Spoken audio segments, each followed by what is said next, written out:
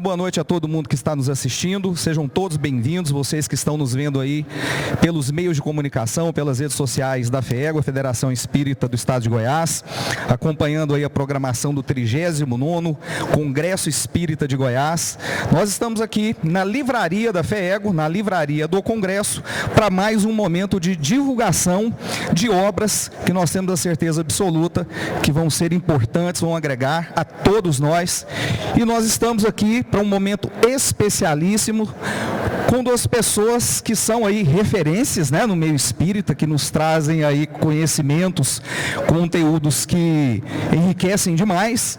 E eu vou chamar o Haroldo, por favor. E vou ter que te interromper só um pouquinho.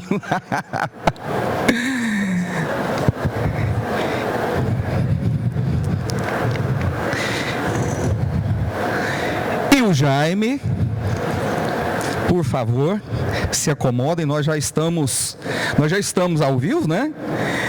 É um prazer muito grande, para quem não me conhece, meu nome é Adriano Máximo, aqui da equipe FEEGO. Então, um grande prazer estar aqui entre duas pessoas que são tão importantes para nós, né, para o movimento espírita, trazendo os conteúdos que vocês trazem para a gente, tá?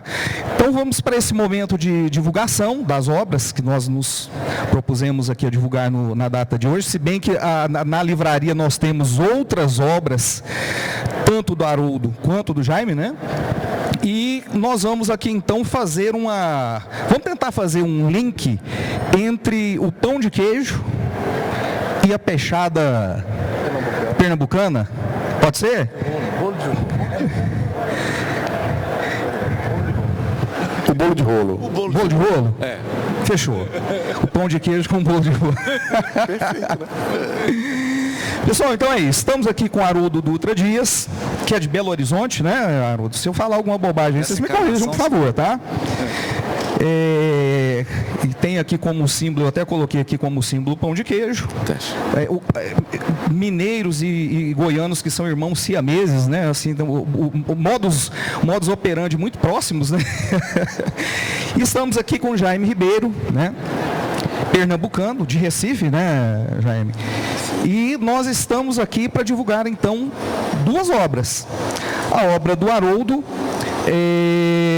que é a obra Apocalipse, Mitos e Verdades, e nós temos aqui a obra do Jaime, Empatia, porque as pessoas empáticas serão os líderes do futuro. A obra do Haroldo, Apocalipse, Mitos e Verdades, é pela editora Intelitera, não é isso? E do Jaime, Letra Mais. Muito bem, então pessoal, quem se dispuser a folhear, né, a ter o contato com essas obras, elas estão disponíveis aqui na livraria da FEEGO. Vocês vão ficar para autografar? Como é que vão, né? Bacana, então vão ficar para autografar, tá? Então isso é importante, né, um momento importante. Então quem quiser, na livraria nós vamos ter, e também depois eu vou até pedir que vocês divulguem aí outros meios, quem não puder adquirir nesse momento, que está nos assistindo e não vai poder adquirir nesse momento, possa encontrar aí em outros meios, outras plataformas. Então eu vou fazer algumas perguntas, né? Tanto para o Jaime quanto para o Haroldo. Eu vou começar com o Jaime e finalizar com o Haroldo. Pode ser? Então pode ser assim? As perguntas serão semelhantes. As difíceis quando você eu faz fizer com o Jaime, as fáceis você faz quando eu fizer a pergunta para um, inclusive me perguntar do Apocalipse, que eu li. Quando eu fizer a pergunta para um, vai estar valendo para o outro, tá bom? Então vamos lá, deixa eu começar com o Jaime. Jaime, o que te motivou, né, a escrever acerca desse tema, empatia, né? Inclusive eu vi que você tem muitas palestras, seminários acerca desse tema, né? É um tema assim que é um tema caro a você, um tema, todos nós temos aí os nossos temas preferidos, as nossas obras preferidas, enfim, é um tema caro a você, enfim, o que te despertou para que você viesse a escrever essa obra? Primeiro, boa noite a todos, né? Alegria estar aqui com o Haroldo, com o Márcio. Haroldo, amigo querido, que a gente tem se encontrado pouco, né, Haroldo? Depois... Eu te interrompendo um pouquinho, eu vi vocês num programa juntos, se não me engano, no canal da Haroldo, Entrevista Gourmet. Vocês estiveram juntos, né? Entrevista gourmet. Gente, isso aí dá só uma conversa inteira. Eu e o Haroldo cozinhando, viu? Quem não viu ainda, não perca. Não faça em casa também, né, Haroldo? Não. Boa, foi bem bacana aquele momento. Eu não procurei escrever sobre empatia, eu diria que foi a empatia que me procurou. Eu não tinha a intenção de escrever sobre esse tema, na verdade eu vim observando eu gosto muito de observar os movimentos sociais, o que vem acontecendo na sociedade, na comunidade, e eu comecei a observar que os jovens de hoje estavam um pouco desconectados de algumas competências humanas, de algumas... eles estavam distraídos demais com o desenvolvimento das competências humanas.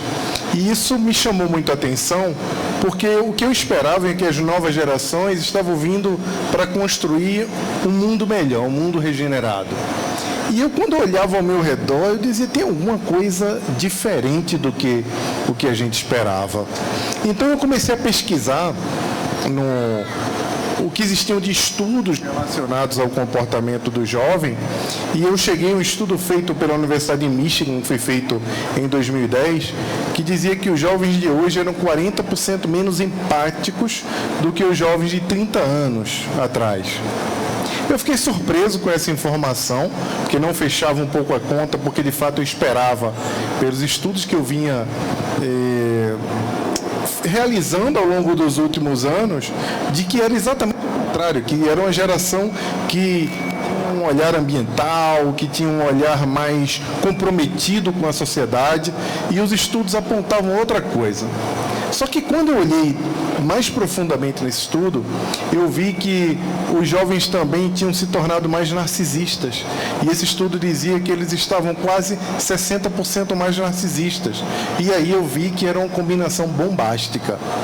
Menos empatia e mais narcisismo. Por outro lado, eu não fiquei muito curioso, porque eu falei assim, peraí, não precisa de Michigan para dizer que os jovens estão mais narcisistas. Basta abrir as redes sociais que a gente identifica isso. Então eu fiquei mais curioso sobre o tema, comecei a aprofundar mais sobre o assunto e eu falei, olha, eu preciso falar sobre isso para a humanidade. Então surgiu o primeiro livro, que é esse, Empatia, porque as pessoas empáticas serão os líderes do futuro. A grosso modo e bem resumido, foi assim que aconteceu a construção desse livro. Na verdade, o Jaime está sendo um pouco humilde. É porque o Jaime ele é um visionário. Ele tem um radar, ele tem uma sensibilidade para tudo que está começando a surgir. O Jaime adora isso. Ele tem uma intuição, ele pega as coisas assim, começa a falar de certas coisas e depois... 6 meses, 1 ano, aquilo vira um tema, bomba, né? É um dom dele, né? É algo que faz parte do Jaime. Assim, acho que essa é a grande contribuição do Jaime, não só para o movimento espírita, mas para o trabalho que ele faz também na educação, o trabalho que ele faz com essa juventude, né? É um radar que ele tem, psíquico. Maravilhoso. É isso aí, vamos fazer a ponte então entre a empatia e o apocalipse. Dá para fazer completamente. Dá? Dá, inclusive porque no Apocalipse, o maior aprendizado logo na largada do Apocalipse é quando a provocação que o Haroldo faz que não adianta você só salvar a sua alma. Não é? Logo no início, quem já leu o Apocalipse aí sabe do que eu estou falando, quando ele fala assim, olha, teu propósito de vida não é cuidar só da tua evolução, falando nos nossos termos. Você também tem que levar os outros com você. Então tem uma obrigação em relação a isso tudo. Está lá acho que no segundo capítulo, terceiro capítulo, não lembro. Haroldo, agora contigo. O que te motivou a escrever acerca do tema Apocalipse? E eu também vi que é um tema que, entre aspas, te persegue, ou você o persegue, não sei. Como é que foi esse processo, né, essa construção, enfim, quando você teve aquele start para falar assim, não, vou lançar um livro acerca desse tema? O estudo do Apocalipse, ele está dentro da tradução, desse mergulho que eu fiz nos originais da Bíblia, não só no estudo da língua grega, entender o Novo Testamento, mas quando eu percebi que o pano de fundo da Bíblia como um todo é o pensamento hebraico. E os hebreus possuem uma vasta literatura apocalíptica.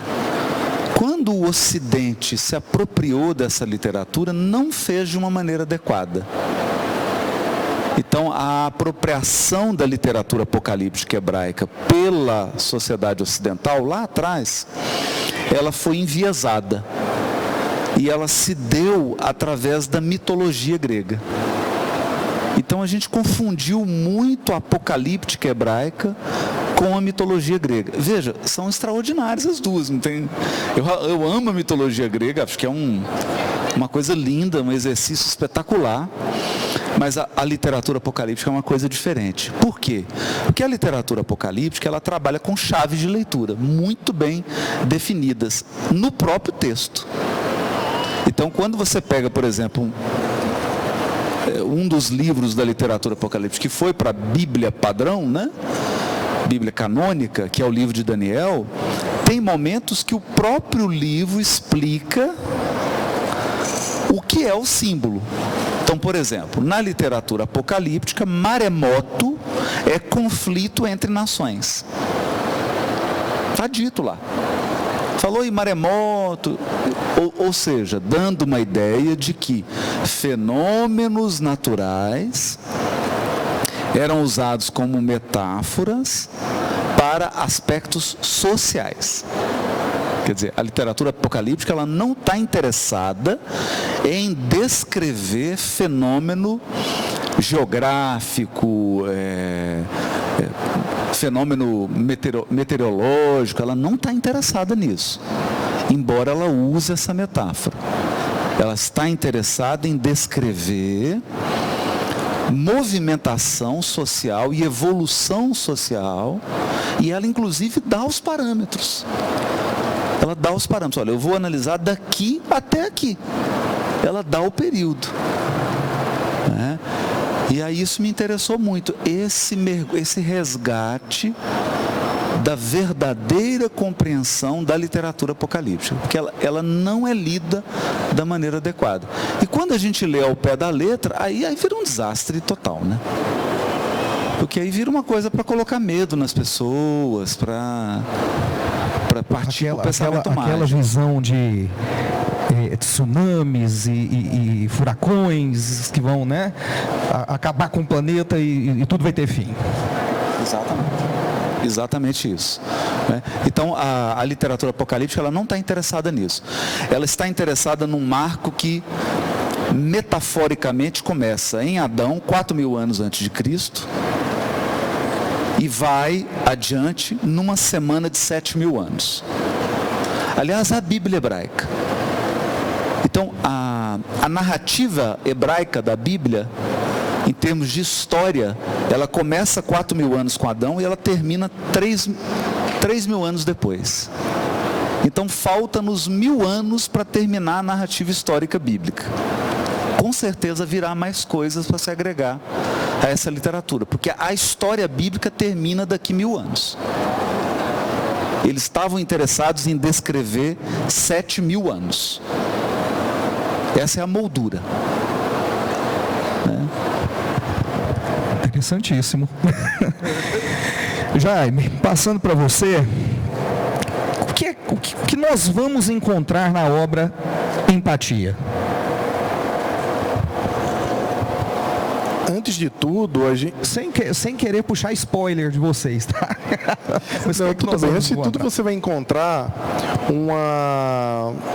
um processo de conscientização de que é possível nós revertermos essa curva que eu falei, que a sociedade andava menos empática e menos conectada do ponto de vista humano, e de que é possível nós exercitarmos essas competências humanas. Muita gente acredita que Não é possível você pegar uma criança ou dentro de uma organização, de uma empresa, e você cultivar essas competências humanas. Durante muito tempo as pessoas passaram a acreditar que a melhor forma de formar equipes dentro das empresas eram contratando as pessoas que tinham as melhores notas nas universidades, eram as pessoas que tinham os hard skills, que se chamam. Pessoas que eram extremamente geniais, mas que não tinham capacidade alguma de se conectar com os outros. Então, o que acontece com empresas com pessoas extremamente inteligentes, mas que não respeitam os outros e não se conectam com os outros? Um desastre, porque a continuidade daquele trabalho não é capaz de perceber a necessidade da sociedade. E isso é muito ruim. O próprio Fórum Econômico Mundial diz que hoje, dentre as 10 competências que são prioritárias para uma pessoa desenvolver e ela se empregar ou ser relevante até 2025, 8 delas são competências humanas. Dentre elas, a empatia, que é uma competência que vai fazer com que nós nos desafiemos agora nesse mundo da inteligência artificial, nesse mundo de tanto conteúdo que a gente vê que chega pelos mecanismos digitais, nós possamos nos conectar como seres humanos. E nós hoje olhamos muito para baixo, temos imediatismo, não estamos olhando no olho do outro, sem querer entender a dor do outro, como o outro funciona. E isso é muito importante. Em especial, eu já vou conectar aqui, quando a gente... Vou devolver para o Apocalipse, pode? Claro. Em especial, porque quando a gente pensa no nosso papel de co-criador em plano menor que está lá, no Apocalipse, que a chave que falta para a compreensão do Apocalipse está nesse livro, porque ele traz a chave da espiritualidade do Espiritismo para explicá-lo. Então, quando nós temos esse papel de co-criador em plano menor, esse papel que nós precisamos desempenhar e assumir esse papel também, porque tem muita gente que todos nós somos co-criadores, mas não assumimos esse papel muitas vezes. Então, nesse momento de um mundo em transição, de um mundo digital, de um mundo desafiado pelos perigos da inteligência artificial e da nanotecnologia, como eu acabei de falar no outro painel, agora é importante que nós entendamos esse nosso papel. Então, no Empatia, está lá que se chama hoje no mundo digital, chama o call to action, né, que é um chamamento à ação de dizer, faz a tua parte para que o mundo seja um mundo mais empático. E aí a gente analisa tanto o efeito como as redes sociais se articulam e subdividindo a sociedade do Oriente e do Ocidente. A gente fala sobre como no trabalho a gente pode fazer com que as pessoas se sintam mais comprometidas com isso, bem como na educação, como nós podemos levar a empatia por meio da leitura, como nós podemos fazer reflexões para que os nossos filhos possam ser pessoas que tenham essa competência humana mais desenvolvida, porque a gente fala muito em empatia, mas a gente ainda está muito longe de desenvolver a complexidade do que é se sentir conectado com o outro, porque nos falta o hábito do não julgamento. E só é possível ser empático não julgando o outro. Quando o Jaime lançou a Empatia, e ele falava bastante dessa questão das empresas, que ele acabou de falar agora, eu tomei conhecimento de um fato, de um grande grupo econômico no Brasil, maior grupo econômico, um dos maiores grupos econômicos. Eles tinham uma tradição lá na empresa que era o seguinte: quando uma pessoa, um líder, não cumpria uma meta, não batia uma meta, eles colocavam uma fantasia de jumento. E ficava assim, jumento, jumento, burro, burro. Hoje, uma das grandes empresas desse grupo está em recuperação judicial. E a miúdo aí, a voz miúdas estão dizendo que na verdade o problema é do grupo inteiro. Maquiagem de contabilidade, colocando dívida, né? Coloca o banco aqui para pagar e coloca no outro. Quer dizer, o grupo inteiro parece estar contaminado. E isso colocou o mercado. Quer dizer, não é gratuito, né, Jaime? Não é gratuito. Reflitamos, né? Reflitamos acerca do resultado aí da colheita. Haroldo, eu vou te fazer a mesma pergunta, né? o que esperar, o que você traz com a obra Apocalipse. Você já até falou alguma coisa. Lendo aqui um pouco do sumário, eu vejo que nós temos aqui títulos, né, de capítulos com termos que nem todos nós assim estamos familiarizados, enfim. O que esperar da obra Apocalipse? O que nós vamos encontrar? Eu acho assim, né? Isso vale para codificação, vale para qualquer obra espírita, né? Quando a gente mergulha numa obra, tem que ir com humildade, né? A gente tem que se abrir para o que a obra tem a nos apresentar, né? O Apocalipse, ele tem uma estrutura. Ele foi concebido pelo evangelista João, seguindo um padrão e uma estrutura.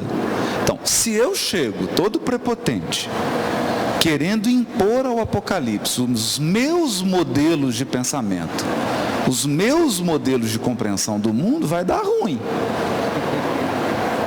né? Então, eu que tenho que me curvar. Eu que tenho que entrar humilde, observar como que ele está construindo, qual que é a lógica dele, não a minha. A lógica dele. O Apocalipse tem uma lógica, essa lógica está expressa na estrutura da obra. A obra tem uma estrutura. Então, o que a gente intentou nesse primeiro volume, esse é o primeiro de 30, né? Né, Saigusa? Porque não entrou na interpretação ainda, está só namorando, né? Depois a gente vai ter um segundo volume aí da estrutura, tá? O que a gente está tentando é assim, devagar, com muita paciência, deixar que a obra se revele a nós, sem querer impor à obra nossos padrões de pensamento. Por isso que os títulos dão uma mexida, a gente vai removendo daqui, vai removendo dali, né? Nessa obra, particularmente, o que a gente procurou foi eliminar os grandes equívocos na interpretação do Apocalipse. Eu vou citar um. Por exemplo, acreditar que o Apocalipse está descrevendo acontecimentos. Não, ele não está descrevendo acontecimentos, né? Então, por mais que seja tentador isso, e agora eu vou achar esse político aqui no Apocalipse. Não vai. O Apocalipse não está descrevendo acontecimentos. O Apocalipse está descrevendo ciclos, padrões que podem se repetir. Ele até descreve padrões de governo, padrões de economia, padrões de política, padrões de organização social, padrões de desigualdade e exploração social. Ele descreve isso, mas padrões. Então eu posso ver esse padrão lá na Grécia, lá no Império Romano, lá em Nabucodonosor, né? Que é onde começa tudo para a literatura apocalíptica, e chegar até os nossos dias e identificar esses padrões, mas ele não está descrevendo pessoas nem acontecimentos. Esse é o grande equívoco na interpretação do Apocalipse, o maior equívoco, e é uma tentação, porque a pessoa abre o Apocalipse e fala, isso aqui está descrevendo a Segunda Guerra. Não está. Que resposta?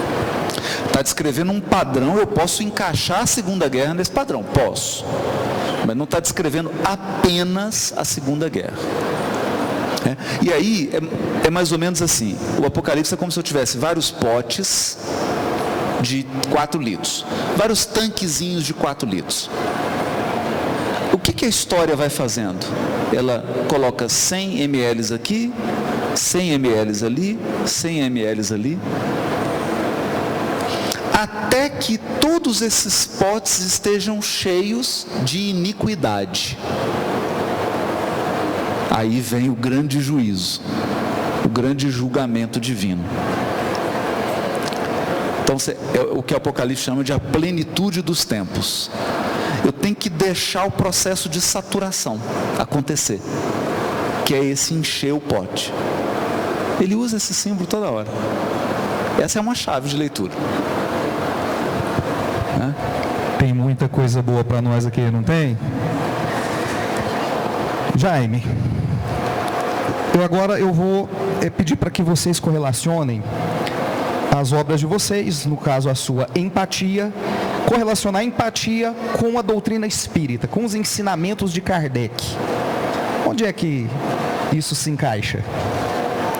Bom, assim como aconteceu com o Haroldo, o livro, por incrível que pareça, o autor não domina o livro. O livro é vivo. Quando eu escrevi um capítulo chamado Empatia e Religiosidade, eu submeti ele ao meu editor, o Saigusa também, e ele me ligou e falou: não é possível, Jaime. Eu falei: olha, todas as minhas pesquisas apontam para esse indicador. O indicador dizia que as pessoas mais religiosas, ou as pessoas que eram menos ligadas à religião, poderiam ser mais empáticas do que pessoas religiosas. E eu precisei fazer uma defesa desse capítulo com ele, porque era um capítulo que também me causou muito estranhamento. Eu fiquei muito preocupado com a pesquisa. E ele me ligou, depois nós marcamos um momento, e nesse momento nós precisamos aprofundar um pouco o que a gente chama de religiosidade e não de religião. Porque os grupos religiosos, as pessoas se fecham em silos e muitas vezes tendem a ter um pouco mais de o que na filosofia, na interpretação das virtudes, nós falamos que é uma solidariedade. A solidariedade não é uma virtude, é um fato. Você pode ser solidário a coisas bacanas, como pode ser solidário a coisas que não são tão bacanas. Então, no caso de você ser mais solidário ou ser mais conectado com pessoas que têm a mesma religião, automaticamente você se desconecta com a dor de pessoas que têm uma religião diferente da sua. E as pessoas que não estavam presas àquela concepção, elas podiam ser mais livremente, transitar mais livremente nessa compreensão do sentimento do outro e como o outro estava se sentindo de verdade. Então tratava-se muito mais do desenvolvimento de uma qualidade moral, que está muito relacionada à generosidade, que está muito relacionada à compaixão, do que ao sentimento de justiça. Vou explicar um pouco melhor, né? A justiça é dar ao outro aquilo que o outro merece, aquilo que é dele de direito. A generosidade é dar ao outro aquilo que não é dele, aquilo que talvez ele até nem mereça aquilo ali. Então a generosidade é diferente da justiça. Por exemplo, olhando a parábola dos trabalhadores da última hora, quando o dono da vinha sai para buscar pessoas para trabalhar ali na vinícola dele, e ele vai ao longo do dia recrutando pessoas. E no final do dia ele chama aqueles que chegaram por último e dá lá um denário, e as pessoas que chegaram primeiro falou: opa, eu vou ganhar mais de um denário, né? O combinado era um, porque eu trabalhei mais, trabalhei o dia inteiro. E ele dá um denário. No final das contas, esse que trabalhou mais fala assim: ué, por que eu vou ganhar igual aquele que chegou na última hora e recebeu um denário também, se eu trabalhei mais? E ele fala: olha, eu não estou te causando nenhum prejuízo, de uma forma muito prática que eu estou falando, então você não tem nada a ver com a minha generosidade. Ali ele não estava praticando justiça. E ele fala a palavra generosidade lá no Evangelho. Mateus menciona a generosidade, ou seja, dá o que o outro não merecia, dá o que o outro não tinha direito, era generosidade. Então, a gente precisa entender que as virtudes quebram um pouco os silos da religião. E conectando isso com a doutrina, que aí conectar com Cristo é conectar com a doutrina, é importante lembrar que no Pensamento e Vida, que a gente gosta muito de conversar a respeito desse livro, né, Haroldo? Tem um capítulo que Emmanuel fala que nós temos duas asas: a asa da sabedoria e a asa do amor. A asa da sabedoria é desenvolvida primeiro pelo conhecimento. Emmanuel fala: o conhecimento precede a sabedoria. Primeiro nós conhecemos, para depois nós sermos sábios, entendermos sabemos o que fazer com aquele conhecimento. Com o amor é a mesma coisa. Nós não desenvolvemos o amor de uma hora para outra. Nós primeiro desenvolvemos a empatia. E onde é que está isso? No próprio Evangelho, quando Jesus fala dos 2 mandamentos, ele fala: amarás o teu próximo como a ti mesmo. E em seguida ele diz que nós devemos nos colocar no lugar do outro. Que procura só o próprio bem. Mas isso satura. Aí eu entro num estado de convalescência, que é o mundo de regeneração, depois o mundo de todos, onde há predomínio do bem, e no mundo celeste, onde há o reinado absoluto do bem. Esse é o fim do Apocalipse. Então o Apocalipse explica esse curso, está lá na obra básica. E como que o Kardec vai desenvolver isso? Ele falou, olha, aqui está a escala dos espíritos. Quando ele chega no espírito puro, é mais simples. Ele fala assim, os espíritos puros não estão mais sujeitos à encarnação em corpos perecíveis, não estão mais sujeitos nem a provas nem a expiações, realizam a vida eterna no seio de Deus. Chegou. Essa é a Nova Jerusalém, que está no último capítulo de Apocalipse. É o fim, concretizou. Porque também é outra ilusão achar que o Apocalipse está falando da chegada do mundo de regeneração. Não, mundo de regeneração é pós-cirurgia. Mundo de regeneração está todo mundo, sim, convalescente. Não é ainda o predomínio do bem. O mundo de regeneração é quem está cansado de praticar o mal. Fala assim, chega, cansei, deixa eu ler o livro Empatia, deixa eu frequentar aqui o congresso, eu cansei desse negócio, não quero mais prejudicar ninguém. Você está doloroso, você está doído. E aí começa um processo de fortalecimento. E aí é disso que o Apocalipse fala. É disso que ele fala. Desse percurso, só que a doutrina espírita apresenta isso sem simbologia, sem símbolos difíceis, apresenta isso assim em linguagem direta, objetiva, mas aí a gente não lê. Deixa eu fazer um apontamento aqui sobre isso, que é uma pergunta que um amigo, eu dei o Apocalipse a um amigo, é de Uberlândia, achei que era daqui. E ele perguntou, mas por que ler o Apocalipse? Se a doutrina espírita fala direto, por que você lê o Apocalipse? E assim, né, eu tenho uma sorte de ler um pouquinho antes, né? Eu recebo o livro assim sabe aquelas coisas irrecebíveis, gente, que chega ali, dá uma lida aqui para... Eu vou lá e caço na editora, eu vejo esse livro aqui e digo, eu vou levar para mim, né? E aí eu vi o livro do Haroldo, eu digo, eu estava super curioso para ver o Apocalipse. E aí esse meu amigo, eu sempre presenteio tanto o Evangelho de João como o Apocalipse, que eu recomendo inclusive ler os dois ao mesmo tempo. Quem gosta de ler 2 livros ao mesmo tempo, é a recomendação que eu deixo. Pois se a doutrina espírita fala direto, por que ler? Quem foi que inspirou e falou para João o Apocalipse? Quem foi? É o Cristo. O Cristo.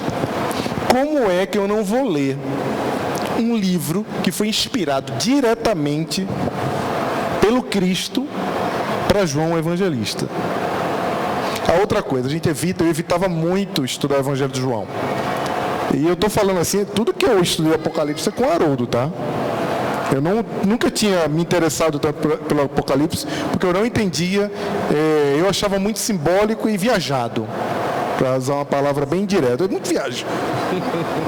Muito louco, eu não vou entender isso aqui, porque a gente tem que fazer, sabe aquela coisa, tem que fazer as coisas encaixarem no que você quer?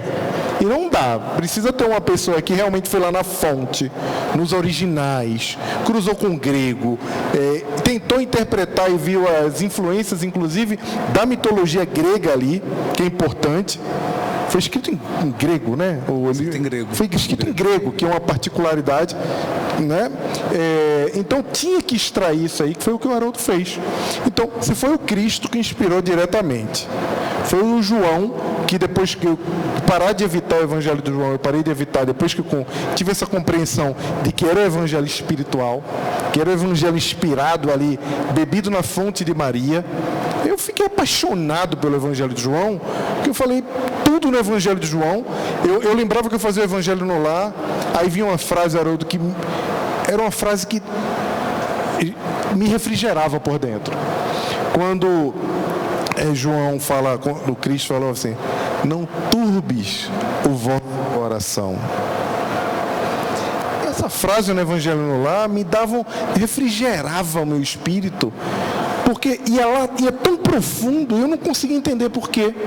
Depois eu fui estudando o Evangelho do João, com o livro Evangelho do João também, do Haroldo, eu consegui ir tendo essa harmonia com o Evangelho do João que me faltava. Eu gostava muito de olhar Mateus, preferencialmente, que tem muita coisa de Mateus, o ché de Mateus no Evangelho segundo o Espiritismo é altíssimo, não é? Kardec, ele gostava muito do Evangelho de Mateus, é bem claro na curadoria, não é?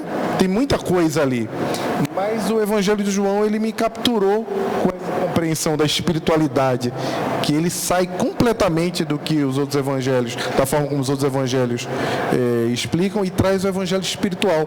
Então, no Apocalipse, você vê essa espiritualidade exalando, vindo direto do Cristo. Então, eu falei, por que não ler um livro inspirado e ditado e trazido pelo Cristo para ficar para a posteridade? Pessoal, vejam que situação delicada a minha. Se a gente deixar a situação solta aqui, na hora que a gente olhar no relógio, 1h da manhã, 2h, porque o papo vai embora. Mas a gente vai precisar encerrar, senão vou tomar a bronca da produção. Nós vamos encerrar até para liberar, né? O Jaime, Haroldo, nós temos uma intensa programação ainda. Lembrando que eles vão estar autografando, tá? Tanto a obra Apocalipse, né, o Haroldo, quanto o Jaime, a obra Empatia, tá? Então eles vão estar autografando. Então busquem, né, aqui na livraria da FEEGO, né, do Congresso. E assim, para a gente finalizar em breves palavras, porque eu preciso liberar vocês, né? As considerações finais, né? E a importância de estarmos aqui participando de um congresso como esse, né? Nós temos vários eventos, encontros espíritas espalhados pelo Brasil e pelo mundo, mas o de Goiás, eu acredito que seja um grande evento, um evento referência. Qual a importância de aqui estarmos e as considerações finais de vocês, por favor? Eu vou fazer primeiro para o Haroldo encerrar, né? É uma questão de... Não é? É uma questão de respeito ao aprendizado. Primeiro, o Congresso, estou muito feliz de estar aqui no Congresso da FEEGO pela primeira vez, eu nunca tinha conseguido vir. Falado no movimento espírita como o mais importante, o mais relevante congresso. Talvez pelo pioneirismo, pela ousadia de provocar novos formatos, a juventude aqui, você vê que está extremamente envolvida em tudo, eu acho isso muito bacana, então estou muito feliz de estar aqui no Congresso da FEEGO, eu adoro todos os outros congressos também, vale lembrar, mas eu tinha muita curiosidade de vir aqui que eu não tinha conhecido ainda, então energia incrível, me conectando e conhecendo pessoas, gente que eu conhecia só por retrato, como diz a Graciara, uma amiga nossa, não conhecia pessoalmente, a gente revendo pessoas queridas e tá conectando, falando da literatura espírita, falando em livros, é sempre muito importante que a gente ouve tanta gente falar que o livro está diminuindo a importância, a relevância, que as pessoas estão parando de ler. Eu não acredito em nada disso, tá? Eu acredito que a gente está desatento e que a gente precisa se colocar no eixo de volta e poder beber nas fontes, compartilhar conhecimento, buscar na literatura esse refresco que o cérebro precisa, longe das telas, porque se tem alguém que está o tempo todo no Zap, nas redes sociais, no YouTube, tem que dar um refresco, então para um pouco, vai ler um livro para poder a mente se conectar, focar, para poder transcender, ter acesso a coisas maravilhosas como tem nesse livro Apocalipse e tantos outros que eu vi aqui. Eu acho que é um momento da gente se recolocar no eixo com a leitura e procurar também relaxar com a leitura, por que não? Então eu acho que a gente tem a oportunidade de conversar sobre livros, ter essa oportunidade de cruzar, fazer um cruzamento de livros que assim, a gente nem parou para pensar sobre isso, né? E a gente olha e vê como o mundo está todo conectado, como a criação está toda conectada, né? Então, obrigado pelo convite, por estar aqui, eu estou muito feliz e obrigado também por colocar a obra Empatia para ser falada e debatida, porque realmente nós estamos precisando muito falar sobre as competências humanas.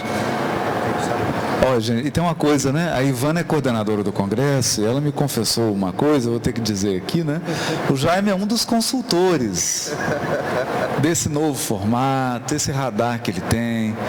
A Ivana conversou muito com ele, com o Rossandro, com outros corações queridos, né? E uma das coisas que o Jaime tem falado muito, e eu acho que ele conseguiu, ele sempre falava, ele conseguiu que a Ivana acolhesse essa ideia e que se mostrou extremamente bem sucedida a ideia. Os jovens estarem coordenando os trabalhos, não é participando não, é abrindo, coordenando. O formato de uma mesa, de um bate-papo, uma coisa dinâmica, gostosa, que é o que a gente encontra aí quando você vai em palestra fora, em todos os lugares, só o movimento espírita resistindo, querendo manter um padrão da década de 40. Né? Então foi implantado, está sendo um sucesso, né? E ele não quer falar, nem deve, né? A gente tem que falar por ele, mas ele é um dos culpados desse sucesso, né? Bom, eu queria dizer, por que ler o Apocalipse? Eu vou dar um exemplo só e vou fechar com isso. O Apocalipse trabalha com a metáfora que está lá no livro de Daniel, quando Nabucodonosor, que é um governante, é talvez o primeiro império narrado na Bíblia, que tem narrativa bíblica, é o Império Babilônico. E o Nabucodonosor tem um sonho, e é claro que ele sonha com ele lindão, né? Porque você tem algum governante que não se acha o máximo? Não tem nenhum, né? Então Nabucodonosor sonha com ele, e ele é uma estátua de ouro, cabeça de ouro, toda bonita e tal. E aí ele chama o Daniel para interpretar o sonho. O Daniel tem um outro sonho. No sonho, o Nabucodonosor é um animal. Um animal mitológico. E a estátua que Nabucodonosor via com a cabeça de ouro ia descendo. Ouro, prata, bronze, até chegava em barro nos pés. Daniel, no sonho, vê esses impérios de homens como animais mitológicos, só vai piorando. Então começa no animal que é o Nabucodonosor, até chegar no Império Romano, que é a Babilônia mística, né, do Apocalipse, a Roma mística, que é um bicho mitológico, é um animal que nem existe, porque ele é uma soma de um tanto de animal. Qual que é a lição disso? Os seres humanos no poder se enxergam de uma maneira muito bonita, mas na maioria das vezes eles são a expressão da bestialidade. Porque o poder embriaga e o ser humano coloca, com o poder, ele coloca toda a sua instintividade primitiva para fora de uma maneira sem limites. Qual a lição disso? Uma das maiores lições bíblicas: não se apaixone por seres humanos. Não se apaixone por seres humanos. Nós só devemos adorar a Deus.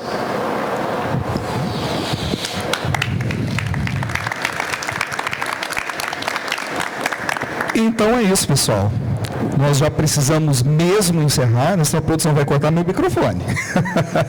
Precisamos encerrar. Continue acompanhando a programação do nosso congresso. Venha à livraria. A todos vocês que estão aí nos acompanhando, né, tanto presencialmente quanto via vídeo, né, os meios de comunicação da FEL e as redes sociais. Beijos nos corações e até a próxima. Tchau, tchau.